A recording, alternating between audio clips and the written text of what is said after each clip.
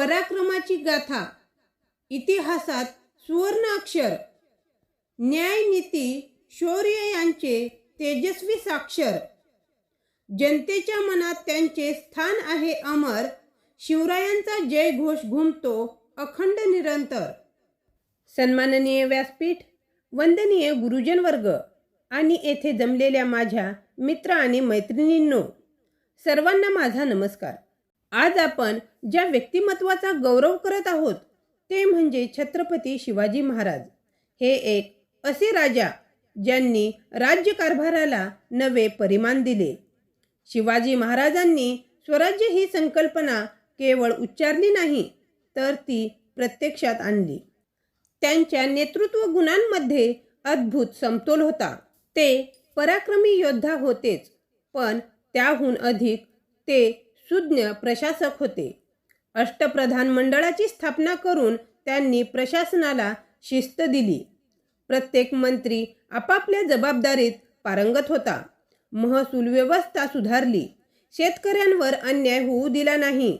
शिवाजी महाराजांनी धार्मिक सहिष्णुतेचा आदर्श घालून दिला. त्यांनी कधीही धर्माच्या आधारावर भेदभाव केला नाही. त्यांच्यासाठी सर्व प्रजा समान होती. त्यामुळे त्यांचे राज्य लोकांच्या मनात घर करून गेले. त्यांची युद्धनीती आजही लष्करी अभ्यासात उदाहरण म्हणून सांगितले जाते. परिस्थितीचे अचूक विश्लेषण, वेगवान निर्णय क्षमता आणि शत्रूच्या मनोभूमिकेचा अभ्यास या गुणांमुळे ते नेहमीच एक पाऊल पुढे असत. त्यांनी लहान सैन्य असूनही मोठ्या साम्राज्यांना आव्हान दिले. मित्रांनो, आज आपण आधुनिक युगात जगत आहोत, पण नेतृत्व, प्रामाणिकपणा आणि राष्ट्रनिष्ठा या मूल्यांची गरज आजही तितकीच आहे.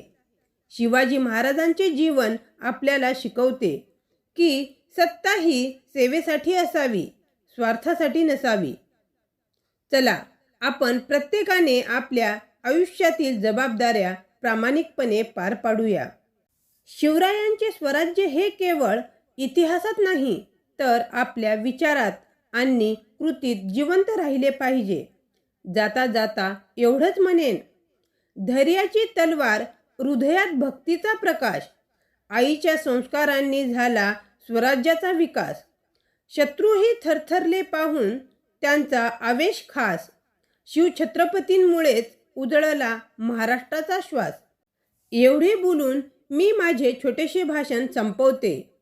जय हिंद, जय महाराष्ट्र, जय भवानी, जय शिवराय.